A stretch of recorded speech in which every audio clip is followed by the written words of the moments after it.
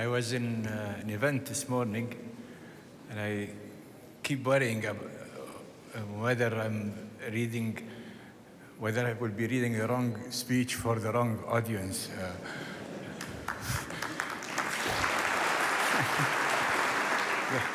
There are so many events, and my God, this country, this city is becoming a city of so many things. A city of joy, exhilaration of every source of energy. It's also a place where lots of people celebrate so many good things as we come along trying to achieve our Vision 2030.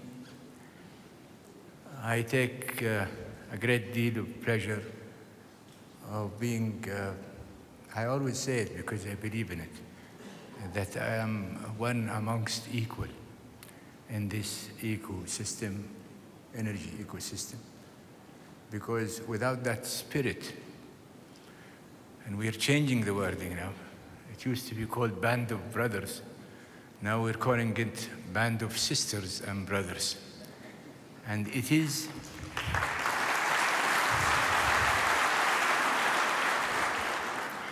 and because of that, we're here. And because of that, we're festive.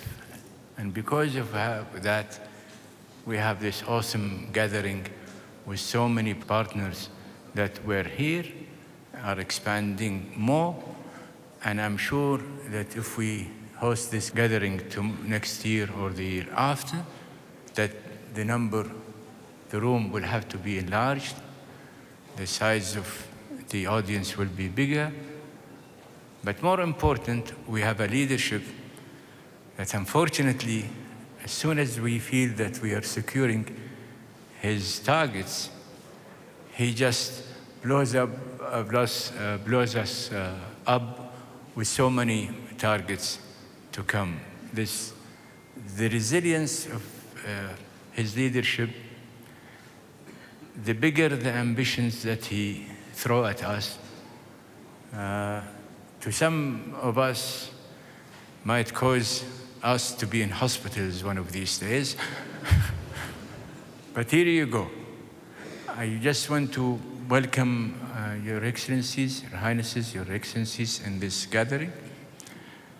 I should not be doing a lot of speaking because what we will celebrate is something that can speak for itself. However, it is almost important that also I give you a kind of an expose of what we will be doing and how much, and what is the real core motive for us in doing what we're doing now. It started with a concern about supply chain, but then we realized that we had not tapped properly what we call it now localization. So if permit me a few minutes just to take you on the trip of what we have done, and hopefully it give you a straightforward evidence of our commitment, what we shall do in the future. So again, I welcome you here, and this forum bring together to focus on our collective effort towards localization and sustainable energy built on local expertise and resources. This forum aligns with the Saudi Arabian National Strategy and Vision 2030, and also which is basically the center of our endeavor in making us to have that holistic view towards the ambition that we are, each and every agency is attending to. The global COVID pandemic had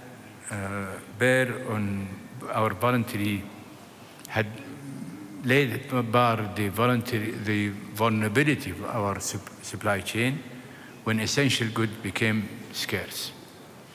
And I will never forget those days and nights. Some of my colleagues here, Bender, Dr. Hamad, on the months and months of trying to achieve that, meet that challenge of how can we secure ourselves with so many of these goods, essential goods that we were supposed to, without which I don't think we will have overcome dealing with that pandemic. We experienced the risk of over-reliance on external source promoting a swift response from our government. With the collaboration of 15 key entities, we are mobilized to coordinate the local production of vital supplies.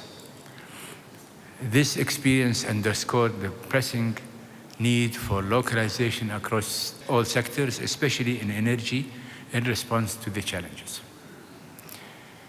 His Royal Highness Prince Mohammed bin Salman bin Abdulaziz, the Crown Prince and the Prime Minister, commissioned a comprehensive study to identify vulnerabilities within the essential product across the various sectors and to fill the gap in our supply chain. I have to give it to him that many of us were concerned about how much time consuming it would be. Is it important? Is it relevant? But to be faithfully honest, that when we saw the end game of that study, I think we were all pale, to be honest, on how much we have been missing and how seriously dangerous to maintain what we were into at that time.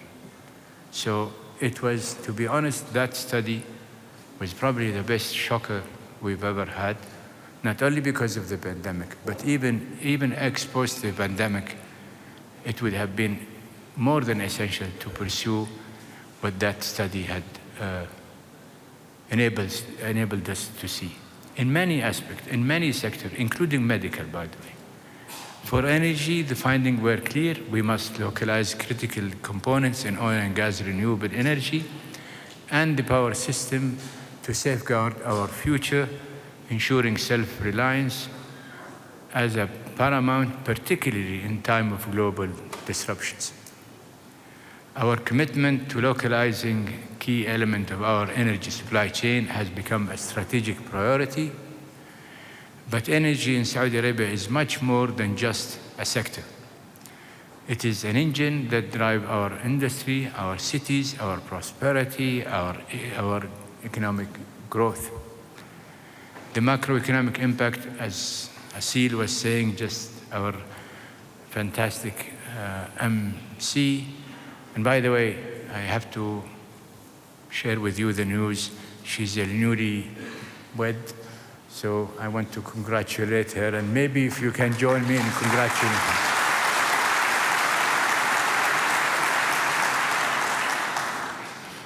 Just to tell you how much up close and personal my relationship with the people I work with.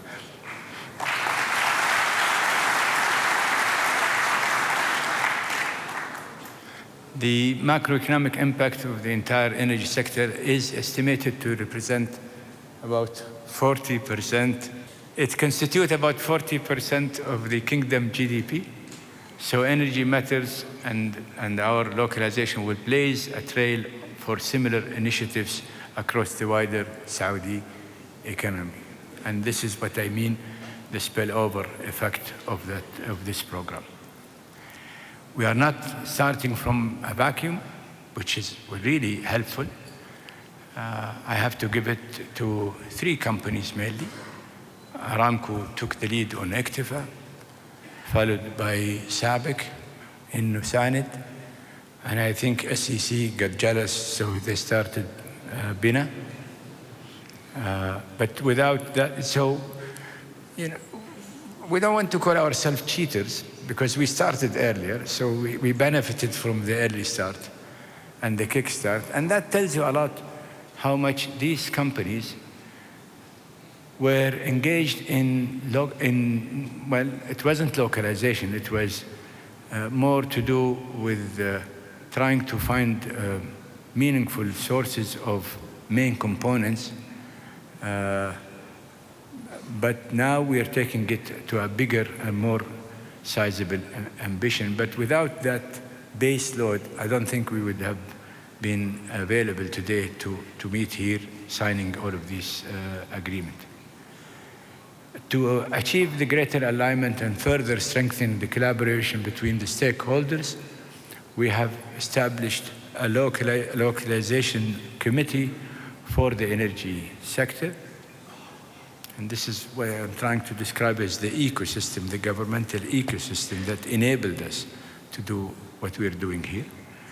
This is under the Supreme Committee of the Energy Mix, Electricity Production and Enablement for the Renewable Energy Sector, chaired by no less than His Royal Highness the Crown Prince, Prince Mohammed.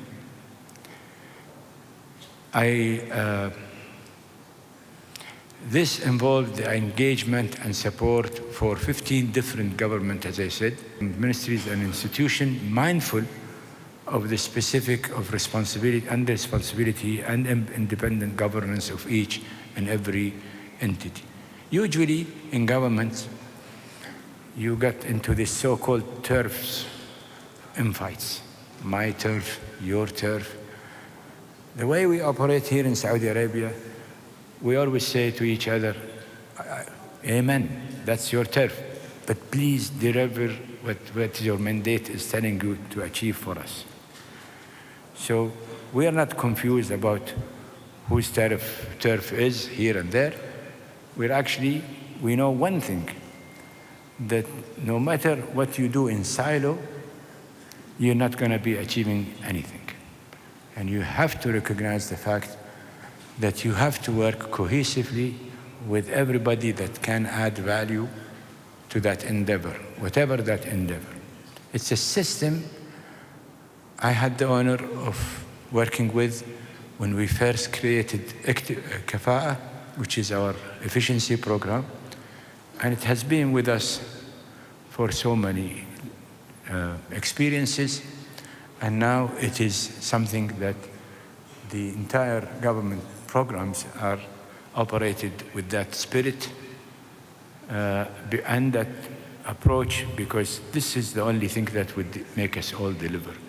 The principal mandate of the Localization Committee for Energy Sector is to oversee the development of detailed plan and initiative for localizing goods and services. It has set short and long terms and developed strategic enablers to ensure we reach our 75% sector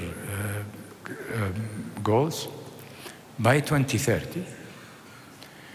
And the committee will support smooth implementation and attend to obstacles with a view to achieving the target, helping the sector to achieve its full potential.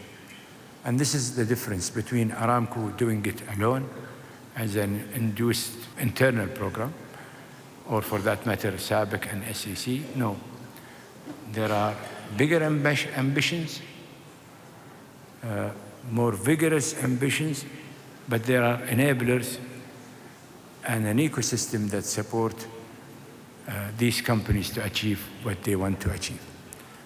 Let me emphasize, though, that in keeping in our holistic strategy, we are focused on the more difficult, as I was saying, and more ambitious task of localization, rather than the just setting of a local content. Our approach goes deep to the very meticulous material and minerals that upon which we will be able to achieve our ambitions, which is, again, this is the vigorousness of the program, that we should not be content with local content, but go deeper into the materials and the components and the minerals that will deliver us. Big challenge. It takes maybe 10–15% more than what is typical local content, additional 10–15% compared to a typical local content program. In other words, an all-inclusive approach for localization localizing the entire supply chain from raw material to finished product in order to maximize their value to the nation. Why should we export raw material? Why can't we benefit like what others are trying to do from benefiting from other sources of materials that may have a much better ability to produce it at a low cost? And why we can't compete over these resources? And to be honest, if you run faster, you stand a better chance of getting hold of something that you need, and you need it not only now, but in the future. That will encourage actually the development of an anchor project and supply in the supply chain. And we're embarking on few of them, and we hope that we can do the rest of them. This in turn will also benefit multiple national industries such as the automotive, mining, and mineral industry, all the way to the water desalination sector, because you'll be surprised that there is a great deal of similarities in some of the equipments that are used in the energy sector, desalination, but even the water system altogether, whereby we will try to enhance the economic benefit of all sectors that can benefit from these equipments. Energy, as I always say, is the core of many of other sectors. Our ambition is to transfer technology and products to Saudi Arabia, encompassing the entire supply chain. And based on this, we can see huge opportunities for exporting world-class goods, services, and expertise around the globe. We're not alone in that ambition. The region is full of so many opportunities. And I'm not talking about just the Arab world or the Middle East, but I'm talking about further east, where you include Central Asia as countries that are doing the same thing. So yes, we're not going to be content with the idea of self-sufficiency. We'll be more content with the idea of being a hub for exporting to many of our to the countries, neighboring countries, and those who have the similar ambitions. This country, we will tell you, certainly with you, and certainly we need more of you, but certainly with everybody that can join us, shall become the hub of localization in the entire region, period.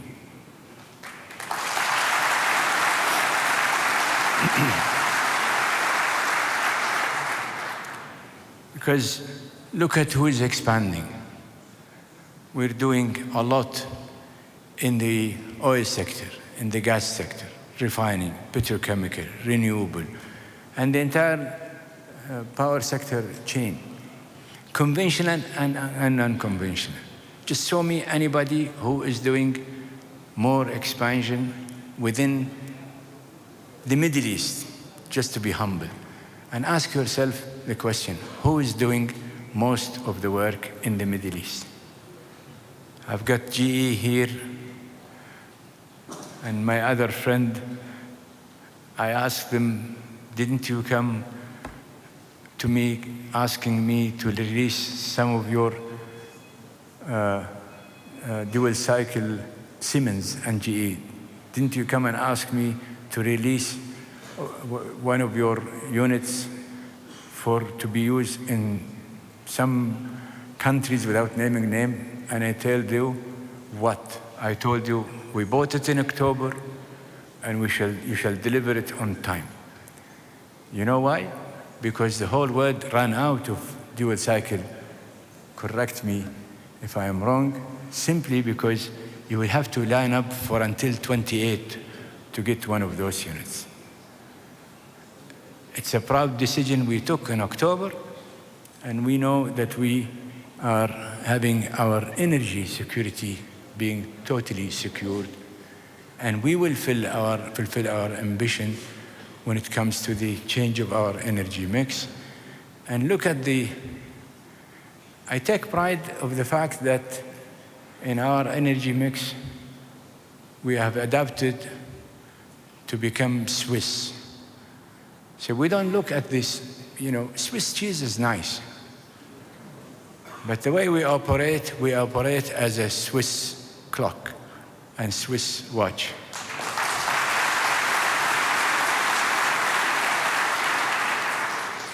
We can have Swiss cheese for breakfast to give us energy. But what would give you energy, real energy, is to operate like a Swiss watch. I know I've taken so much of your time. And I'm not going to continue this speech because I run risk to becoming boring. But one thing I promise you, one thing I owe it, again, I am a gifted person. As an energy minister of Saudi Arabia, I have to say it. If we did not have the current leadership, in the name of the custodian of the two holy mosques, King Salman, in the name of the Crown Prince, Prime Minister, Prince Mohammed bin Salman, I wouldn't be here standing before you proud of what we have achieved, and more important, confident that what we would achieve will happen. But, and this is the big but, I am relying on youth, empowered youth. And we have within our ecosystem an approach that I will never change, which is empowering the youth by imposing, and I mean the word, imposing a bottom-up approach. And now we are even more proud because lately we just have discovered, as I said earlier, that we have such an amount of females working in this sector now. Not only they are doing what their guts is pushing them to do, actually I have to testify that some of them are being conceived now as leading examples of how an honest, faithful, committed, qualified person should attend to his job. Thank you very much indeed. Okay.